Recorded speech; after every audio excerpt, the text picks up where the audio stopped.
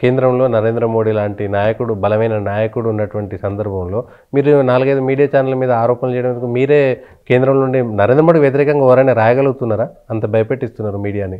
మీరందరూ రాశారు తెలుగు మీడియా, మస్తు రాసిండ్రు మోడీకి వ్యతిరేకంగా. అంత ఫ్రీడమ్ ఉందా మోడీకి వ్యతిరేకంగా మీడియా మాట్లాడేంత? మీరు రాస్తే ఫ్రీడమ్ ఉన్నట్టే కదా. ఓకే, మీరు జర్నలిజం ఛానల్ అన్ని ఫ్రీడమ్ కోసం రాసినరా లేకపోతే ప్యాకేజ్ తీసుకొని రాసినా మీకే తెలవాలి. మరి మీరు కూడా ఇచ్చుకోవచ్చు కదా ప్యాకేజీలు. మాకంత డబ్బు ఉండదండి మా దగ్గర.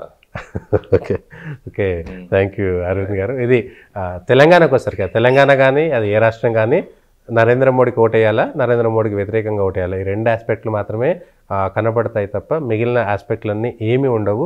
తెలంగాణలో కూడా రాముడి ప్రభావం, మోడీ ప్రభావం అంతే ఉంటుందనేటువంటిది ధీమాగా అరవింద్ చెప్తున్నారు. రాముడి ప్రభావం రాజకీయానికి కాదు, ఓకే, రాముడి ప్రభావం కల్చర్కి. మీరు బరాబర్ మేనిఫెస్టో పెట్టారు కదా, కల్చర్ అయినా కూడా. అఫ్ కోర్స్ మేము పెట్టినాం మేనిఫెస్టోలో. కరసేవ చేసింది మా పార్టీ, త్యాగాలు చేసింది మన పార్టీ, దెబ్బలు తిన్నది, హత్యలు చేయబడినాయి, లక్షల మంది చచ్చిపోయారు, మంది ఉన్నారు.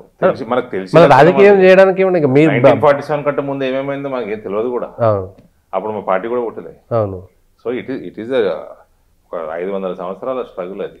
ఓకే, అంటే మీరు అఫీషియల్గా మీరు 80 సంబంధించిన వాళ్ళే కోర్టులలో కొట్లాడిన లాయర్స్ కానీ ఎవరు కానీ 80 నుంచి సపోర్ట్ దట్.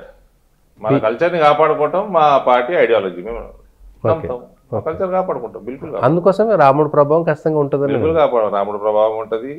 రేపు మథురాలో ఏం చేయాలో అది చేయాల్సిందే. ఓకే, మన కల్చర్ని మనం కాపాడుకోవాలి, డెవలప్ చేసుకోవాలి. Okay, thank you. ఇది స్పష్టంగా భారతీయ జనతా పార్టీ ఈ దేశ సంస్కృతిని కాపాడంలో ముందుంటుంది, అభివృద్ధి చేయడంలో కూడా అంతే ముందుంటుంది అంటే అరవింద్ గారు చెప్తున్నారు.